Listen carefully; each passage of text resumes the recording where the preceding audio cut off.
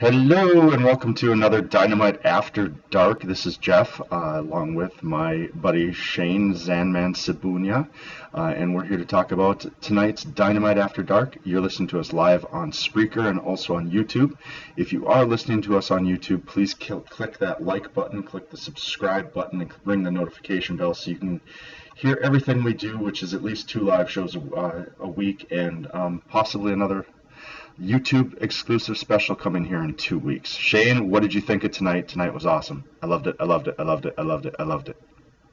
Why'd you even ask my opinion if you're just gonna spoil it right there anyway? Dynamite was awesome.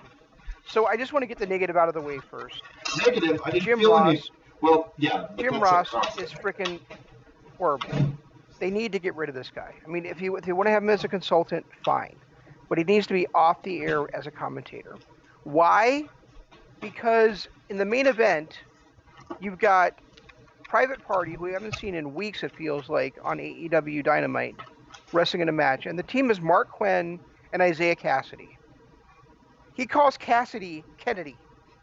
Private Party does not have Kennedy in their tag team, Jim Ross. Also, AEW has the hottest heel in professional wrestling right now, besides maybe Kenta and NJPW. And his name is not Michael Jacob Friedman like he called him last week. It's not Matthew Jacob Friedman like he called him this week. His name is Maxwell Jacob Friedman, Jr. Get it right, or get the fuck off my audio. At least we started positive this week. You know, he fumbled over some things. He did his Conrad bit. He did his barbecue bit. My only negative, outside of some bad there, was everything we complained about last week changed this week. It was different. It was what we wanted. We got little vignettes of people that weren't there. We got him throwing it to commercial breaks perfectly. We got good wrestling. We got a squash match. We got it seemed like everything that we complained about last week came true, and this to me was just a great show all around, with the exception of a few flubs by the announcement team. And people say that like Britt Baker is really hot. I don't see it, honestly. No. I really do not.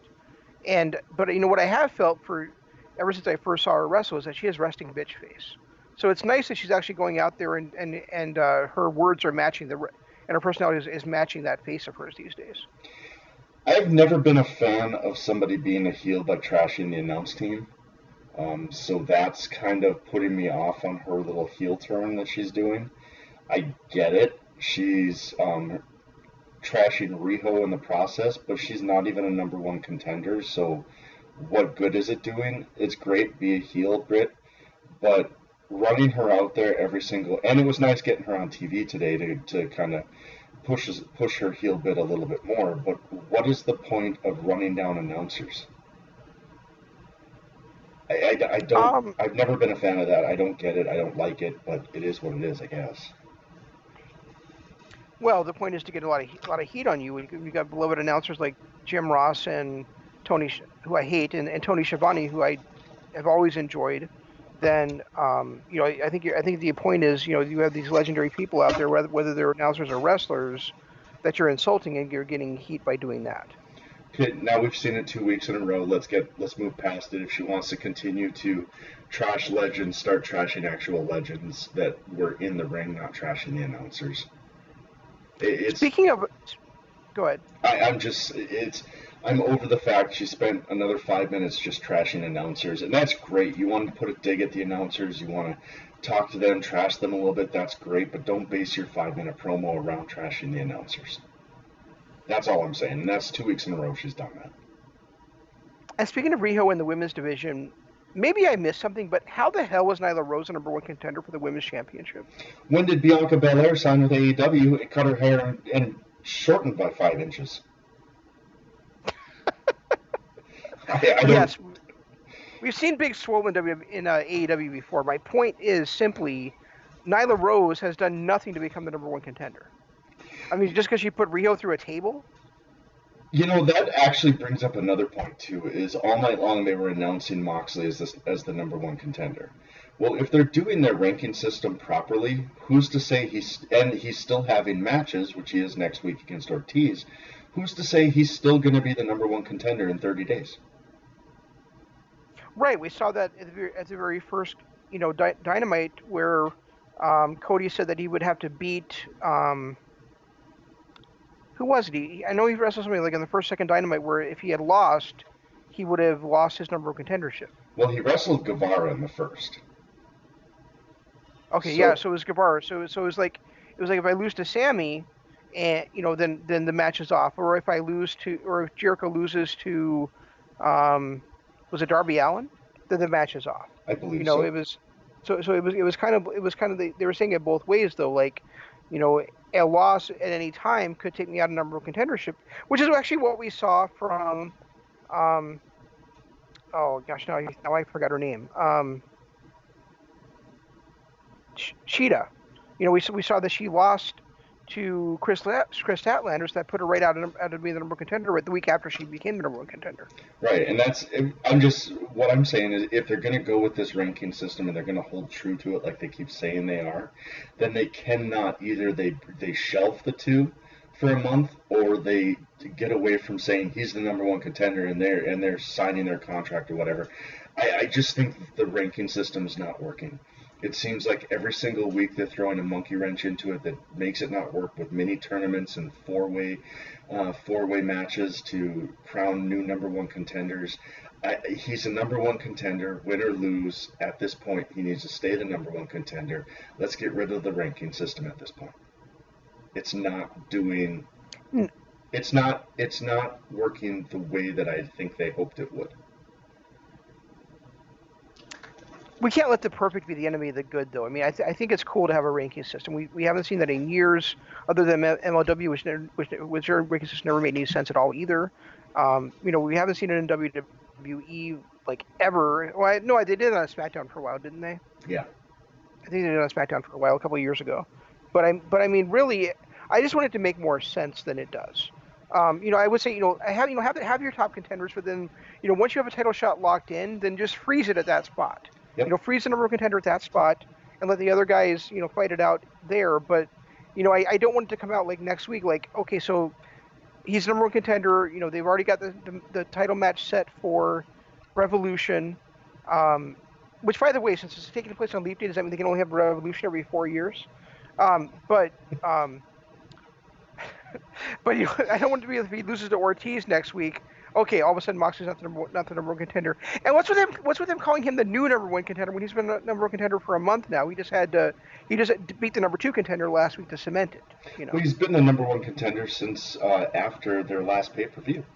He came out and was announced as number one contender. He went through matches. He fought.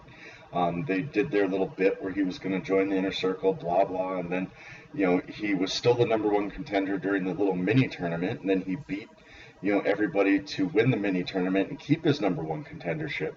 He's not the new number one contender, like you said. He has been for a couple of months. I like your idea of freezing it though.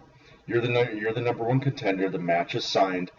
This is frozen. You are going to get your title shot. Everybody else fight for number two right now.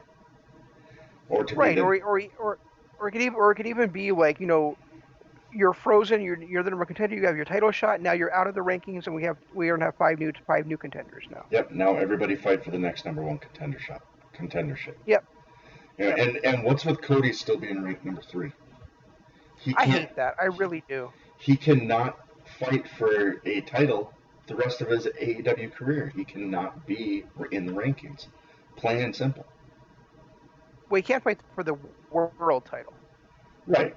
If they ever come up for a title, but right, or he can fight for the tag titles too. Right, but he can't. He shouldn't be a singles contender. He shouldn't be in the singles ranking at this point since he's pulled himself out and can't do it again. Either get to the little, maybe make that one of the stipulations where if he beats MJF or whatever that he can again do it since MJF's who cost him his title. But until then, keep him out of the rankings. I completely agree. And I brought up the tag team title, so I'm just going to say, there is very little right now in entertainment that has a better ring to it than the former AEW Tag Team Champions SCU. They put on a hell of a match tonight, though, against TH2.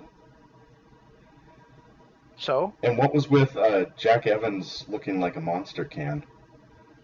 Did that color scheme and the design? I know it was supposed to be bones and all that, but didn't it look kind of like a monster, one of the green monster cans? Now that you mention it, yes, it certainly did. I kept seeing but that. it'd be Angelico that the actual can, because he was the one that was dressed head to toe in the stuff. Right, yeah, but with him with the skeleton, it looked a little different. With Evans just having the shorts, it looked literally. I had caught it a couple times out of the corner of my eyes. I'm like, oh, are they sponsored by Monster? But I don't know. That was a good match, and I really hope that TH2 puts it together here and becomes one of the top contenders, because I just like watching them.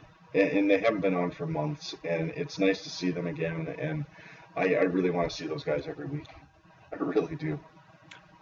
Yeah, I do too, and I was really hoping they'd win tonight. I mean, I knew they probably weren't going to, but I'd like to see, SCU have that downward spiral that leads to a split between, Frankie and Sky.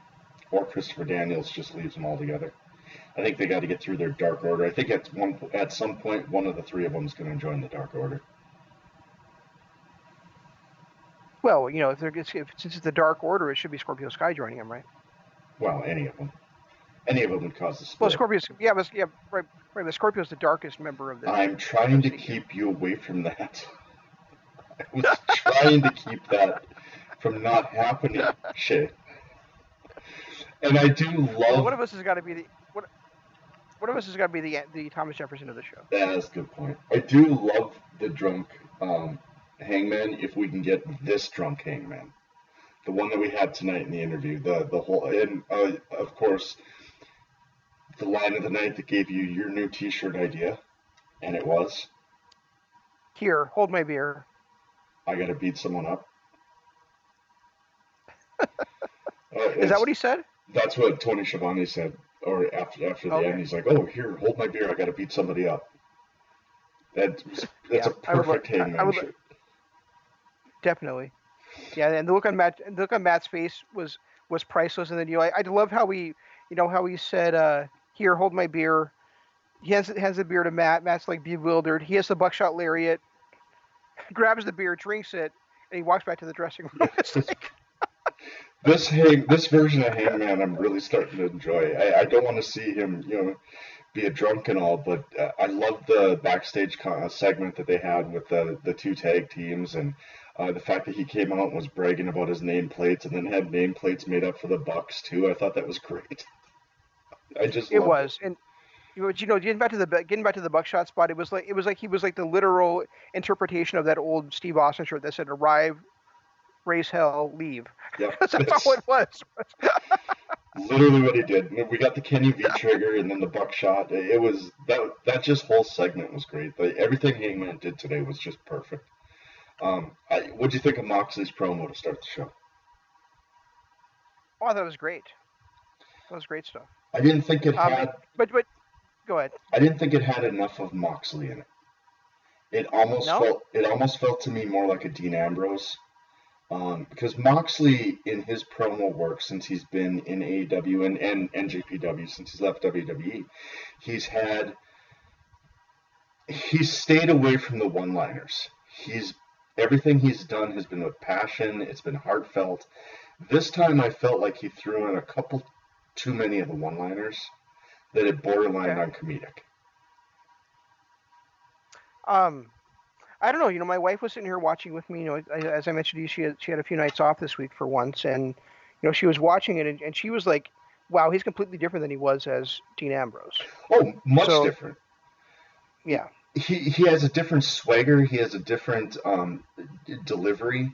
He does have a lot of passion. It's just this is the first time I've seen him cut a promo. Well, I guess he did have those couple in NJPW when he was with the young lion. I can't remember his name.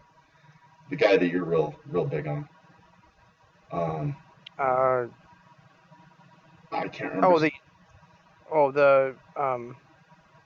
Umino. Yeah, Shota Umino. where he got the Shooter promo out, started calling him Shooter, and then the crowd started calling him Shooter and all that stuff. He had a couple of promos with Umino where he actually borderlined on that comedic, but this is really the first time I've seen it in AEW. You know, with his yeah, I get it. He's from Ohio, and he had to do the OHIO chant with the crowd and everything, and that was kind of a cool moment for him. But there were a couple spots where it just seemed like he was trying too hard for the comedy one-liners, and that's not the Moxley I like. I don't know, man. I thought he was really intense and really focused, so I guess I didn't pick up on any of that. But what I was going to say is, I was sitting there wishing when Moxley was talking after the Inner Circle came out. And by the way, Jack Sparrow does not wear a goddamn eye patch, Jericho. No, but that was still a funny line. But when the Inner Circle came out, and then Moxley was saying, "Well, you guys might be counting it as 5-on-1," but I was sitting there just wishing that AEW and Impact had a working agreement, because how great would it have been for him to say, but really it's Ohio versus everything. Yeah, that would have been fun. That would have been a perfect spot for something like that. I was actually hoping that they would have given him a partner at that point. Not a tag partner or anything like that, but just somebody to have his back. Instead, we got a silly little spot where he said it's him and all of Ohio against them, which was kind of a almost cringeworthy moment where I was afraid that it was going to incite some sort of riot where everybody comes in from where people start trying to get in from the audience to have his back, and then they brought out 5 guys that must be just friends of somebody to get on TV. I didn't get that part. What was the point of bringing out 5 other guys? Yeah, that was weird. And they were all 5 guys from New York that they said that Santana and Ortiz had brought with them. I didn't recognize any of them. So yeah, I'm just assuming they were extras that were brought in. Just lackeys or maybe some guys from the independent scene that they brought in, or I don't know. It just didn't seem to fit. And there are guys that are probably never going to be around again. There was just no point to that, which is sad. It is, but you said you wish that they'd have somebody come out there to help Moxley, like a one-time partner, or like maybe like a occasional partner. And so we kind of got that a little bit at the end. I felt like that where Moxley came out and he saved didn't really save Darby Alin from being down, but saved him from getting his ass kicked worse than he was already getting it kicked. Right. So we might see a little bit of bond between those two coming up. Which I wouldn't have a problem with at all. Me neither. That would be a good fit, I think, for Darby Allin, and it would get him. But they're playing Moxley off as such a lone wolf. It's hard to see him with anybody in his corner. But a guy like Darby Allin, who's also a lone wolf, would work out well. And Darby's also been out there to help other people against the Inner Circle in the past with Cody. Yeah, I mean, maybe it's every couple of weeks that one of the two could help each other out, and they could just start kind of like giving each other a nod, like not like any kind of formal bond, but just kind of like a nod, like I got your back. You know what I mean? Thing. Yeah. Yeah. Yeah, I get it, and that would and of course, speaking of, we were just talking about, like Impact having a working arrangement with them, and Darby Allin, right there, they're going to skateboard. Definitely, if that's going to happen, they could also recruit Special Delivery Pete to be part of the team. Yes, they could. And I don't think I would have a real problem with that, to be honest. No, it'd be pretty funny. But I mean, God, that would be a good fit for both to be able to have. Yeah, because I could definitely see OVE as backing up, and now I'm doing a little bit of fantasy booking here, but I could definitely see OVE fitting in with Moxley. I don't know how the Sami Callihan part would fit in, but the rest of OVE, I could definitely see them fitting in with Moxley, and I would love to see Darby Allin as part of like the Mitchell family or something in Impact. Oh, that's spooky. Right? I like that idea. Yeah, but I was talking about OVE like actually joining with Moxley, just like a loose alliance for a night here and there. Oh yeah, absolutely.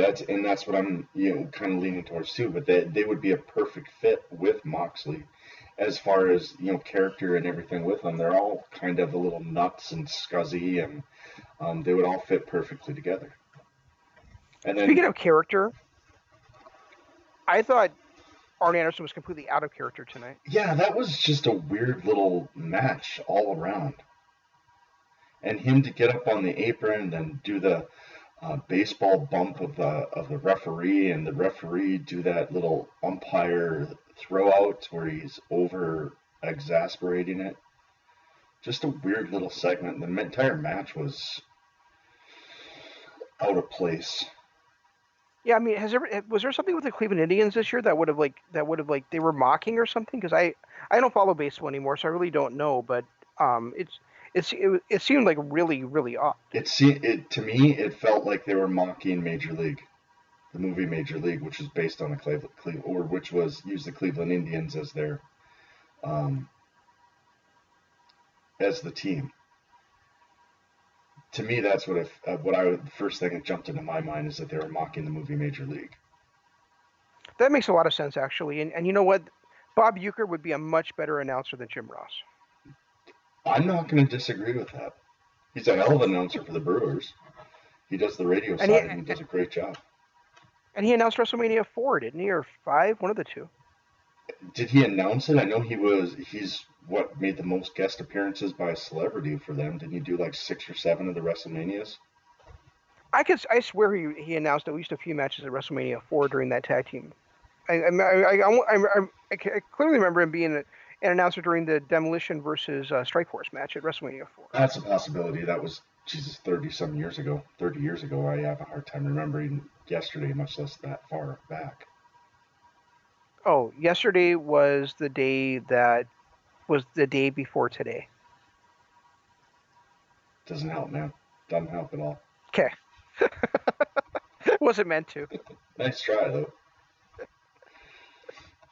But yeah, I definitely enjoyed this week. I really enjoyed it. I thought they hit, for the most part, they hit home runs on, I would say about 90% of it, which for a TV show, that's a really good average. Back to that Cody Kip Sabian match. Like I said, my wife was watching with me, and she asked me, like, she's like, "Who is that chick?" And I said, "That's Penelope Ford." And I told her, I said she used to be the bad girl because she was with bad boy Joey Janela, and now she's super bad girl because she's with super bad Kip Sabian. And I swear to God, not 10 seconds after I said that is when Joey Janela popped up and blocked their kiss together. So then she's like, "Who's that guy?" I said, "That's bad boy Joey Janela." She's like, "Oh." He's the little guy.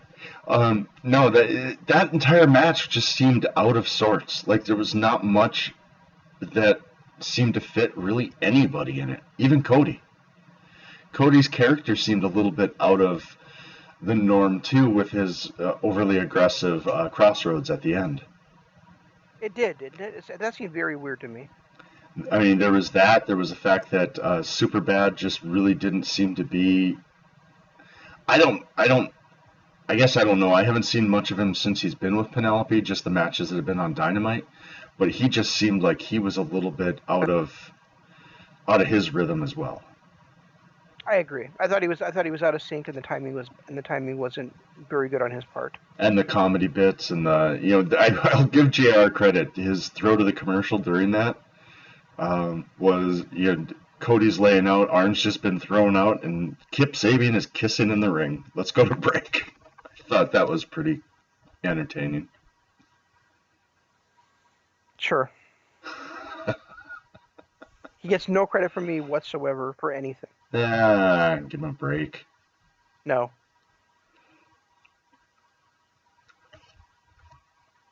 Why would I? Good point. He ruined NJPW on Access TV, and now he's ruining AEW. Well, I shouldn't say he's ruining it, but he's horrible to listen to.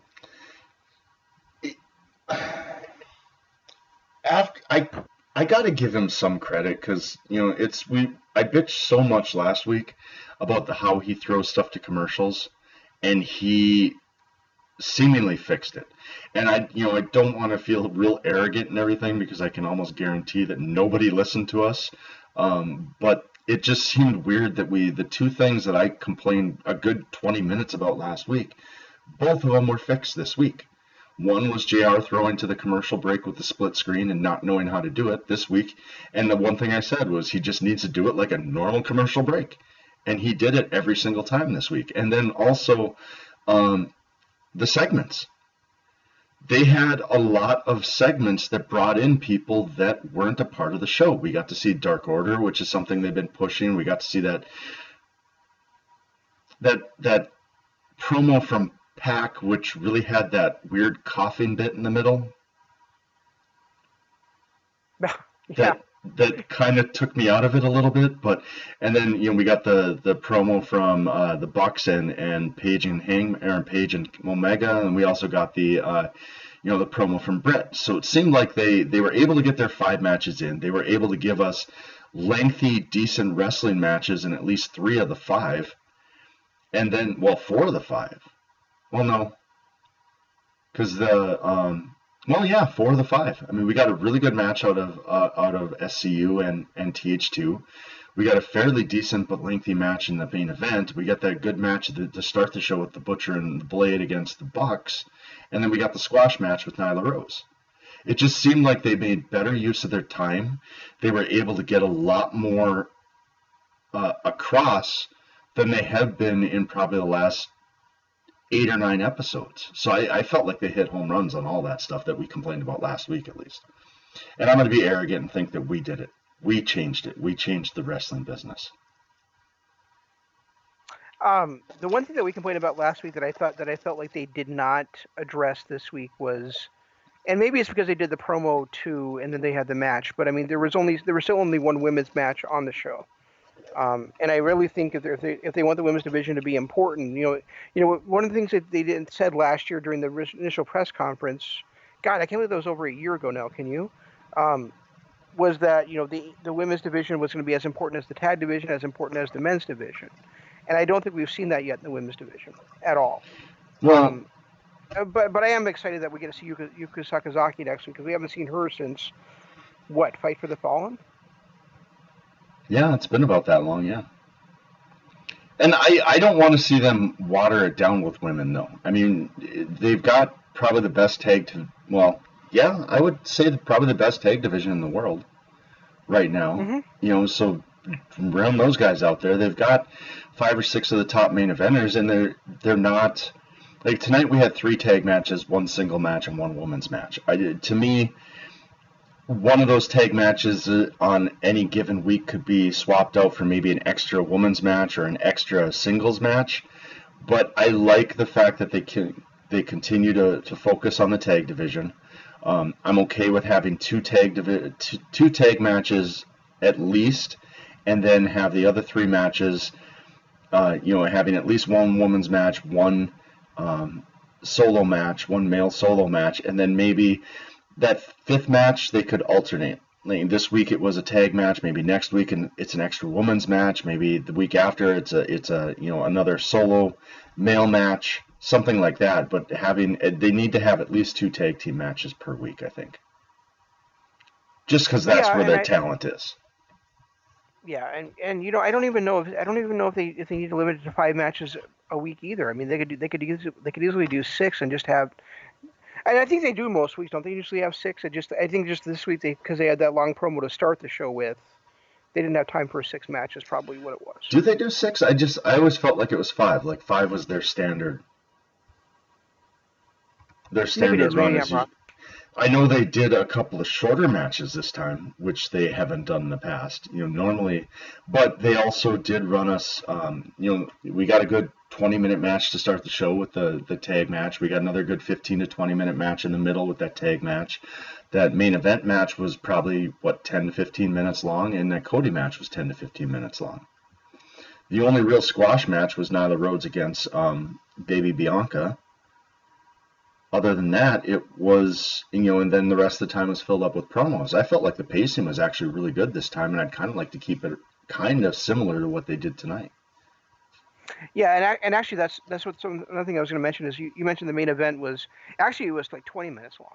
Was it? Okay. And this is the second week in a row that it's been that long. I mean, if you look back at the history of Dynamite, a lot of those main events have started at like the even the entrances have started at the quarter to the hour. So we've had like 12 to 15-minute main events, whereas the last couple of weeks we've had 18 to 20-minute main events, which I think is better for the brand and better. I mean, obviously, don't give a match more time than it needs. Right. But I think when you're making the main event the focal point and it's getting the most time, it makes more sense to me a lot of the And time. So. I mean, my only other real complaint about this one was SCU was out there giving a tribute to Kobe, and they were in commercial break. And I think that should have been better timed. why? It was a split screen. Everybody could see it anyway. We could see it. We couldn't hear it. We couldn't hear. There are people that actually do care about Kobe Bryant. Yes, but I'm a professional wrestling fan. I don't need to hear their tribute to. I mean, it was enough to me that they were all in it. They were on his jersey. Yeah, I wish that it would have been on the air. I wish that we would have actually been able to hear it. I think we could have gone to a commercial break during their entrance before they made their way to the ring, and they could have timed it better and came back.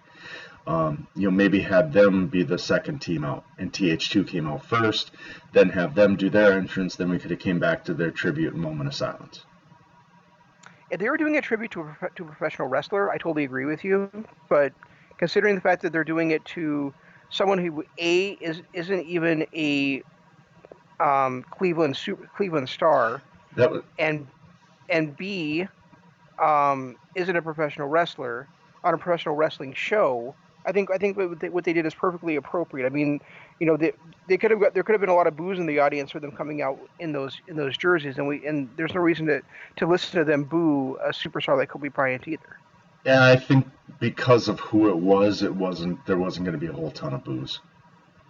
I just think that there's too much respect for the man that and what he did off the basketball court as well as on the basketball court. One bad incident, but other than that one little bad incident, he also did so much for children, underage kids, and schools, and charities, and so on. And plus the man that he was, which is a Hall of Famer on the court. I think there was. And how much of that has to do with professional wrestling, Jeff? Nothing. But all right, then there you go. That doesn't mean that we can't have tributes for other people. Yes, it does.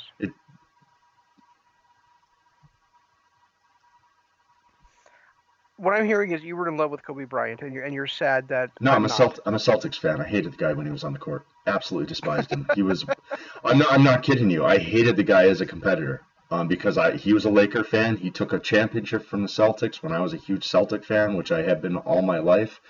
On the court, I hated the guy, but I have to respect him regardless. Okay, well, respect him in basketball. Don't respect him in a wrestling ring. I'm just going to disagree. Agree to disagree is all I'm going to do on this. Yeah, you're going to choose to be wrong like usual. That's fine.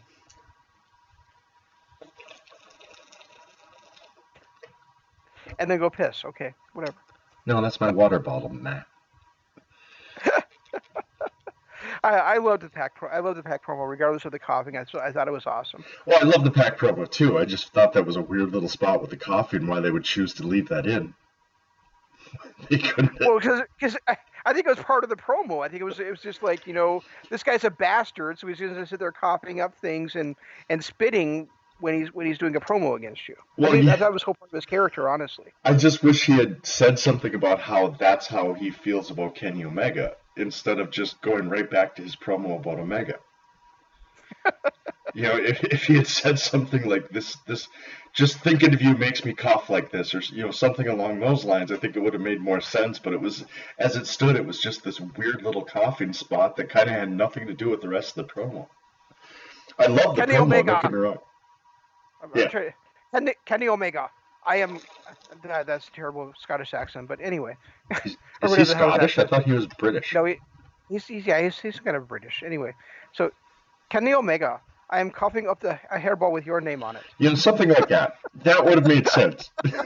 But just the weird little coughing spot. I don't know. It's hard for me to trash this. There were a couple of missteps, but for an episode, a weekly episode, I felt like they hit home runs pretty much across the board tonight. I agree. was really happy with this show. Really happy.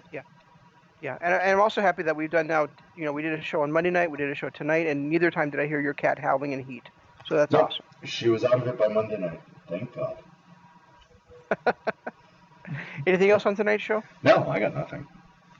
All right, then tell everybody else where they can listen. Tell everybody where they can listen to us at. All right, guys. Hopefully you're listening on YouTube, and I've seen a few people pop in and out. Kind of like you guys stick around a little longer, but it is what it is. But if you do hear us on YouTube, go ahead, hit the like button, hit the subscribe button, ring that notification bell. If you're listening to us on Spreaker or any of the other iTunes and iHeartRadio and all the other places where you can normally download your podcasts, check out our Patreon page. It's at patreon.com/Kingdom of Honor. We have links to my Twitter at Regi Co-op. We have links to our YouTube page, and you can subscribe to us and get some exclusive content in the meantime. You can help us, keep this show up and running, providing you as much content as possible, and you can hear a lot of wrestling talk, a lot of Marvel talk, a lot of sci-fi talk, pretty much whatever we can get our hands on.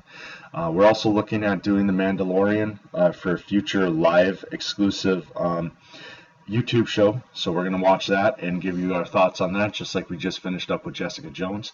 You can also, again, follow me on Twitter at Regi Co-op. He is at ZanmanLOP. Use the hashtag DAD and the hashtag KOH. You'll find all of our content that way. And make sure you stay tuned to all the other LOP radio shows. Tomorrow night is IMS LOP Radio Adventure. On Friday, no longer there's the right side of the pond around, but we do have a new show replacing it called NWA Power, the Legacy Series, with our old buddies Ms. Fan and the Mystic. We'll be back with you next Monday with Kingdom of Honor, talking about the new beginning in Sapporo, which there's 2 shows this weekend, and we'll probably just cover the big matches on there. Also, Monday night, we'll be doing for our Patreon channel, we'll be doing the first of our Ring of Honor ongoing series, which we haven't figured out a name for that yet, but we'll be doing that. And then on Wednesday, you'll be able to hear more Dynamite After Dark, along with Sports Entertainment is Dead. Hey, are we moving to Tuesdays? Yeah, should we move to Tuesdays? I think we should move to Tuesday. I think Tuesday, Wednesday makes a better back-to-back pairing. Tuesday, without having a live wrestling show on the TV, makes more sense, and then we can complain about it too. And it gives us more time to get caught up on the wrestling scene as well. So yeah, it does. When do you want to do that, Jeff? Should we do it next week? Let's do it next week. All right, next week, guys, Tuesday. Yeah, so Tuesday will be Kingdom of Honor, and then also the Patreon show, right? Yes. Yep. All right, so that's all we've got. We'll try to do better next time. This is Shane saying long days, pleasant nights, and Jeff saying... Love you long time. Goodbye. Oh, my God.